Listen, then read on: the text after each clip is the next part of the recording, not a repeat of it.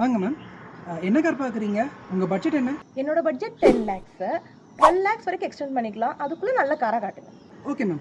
இந்த வண்டியை பாருங்கள். இது 15 லட்சத்துலேருந்து ஸ்டார்ட் ஆகுது. என்னடா முட்டாத்தனமா பேசிக்கிட்டு இருக்க முட்டா பயல. ஏங்க 12 தாங்க என் மேக்ஸிமம் பட்ஜெட்டு. நீங்கள் என்ன 15 காட்டுறீங்க? ஒன்றும் இல்லை மேம். 12 லேக் வரைக்கும் வந்துட்டீங்க. 15 லேக்ஸ் தான். நான் இதில் இருக்க ஃபீச்சர்ஸ்லாம் சொல்கிறேன். உங்களுக்கு பிடிச்சிருந்தா பார்ப்போம்.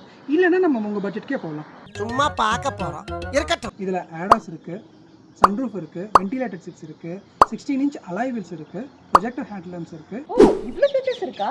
அப்போது ஆண்டோடலாம் சேர்த்து 16 இந்த காரை வாங்கிடலாமா? மேம் 15 வந்து பேஸ் வேரியண்ட்டோட ப்ரைஸ் தான். இப்போ நான் சொன்ன ஃபீச்சர்ஸ்லாம் வேணும்னா நீங்கள் ஒன்று டாப் வேரியண்ட் இல்லை டாப்க்கு முந்தின வேரியண்ட் போகணும். எப்படியும் ஒரு 20க்குள்ளே முடிச்சிடலாம் மேம்.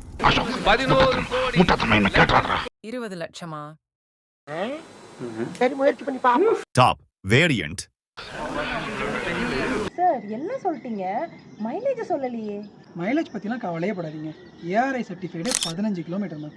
ஓ சிட்டிலே 15 தருதா? சிட்டியில் சிங்கிள் டிஜிட் தான் கிடைக்கும். நான் சொன்ன 15 வந்து ஹைவேல, அதுவுமே நீங்கள் ரொம்ப நல்லா ஓட்டினீங்கன்னா தான் கிடைக்கும். சாம்பார் ஆப் எனக்கு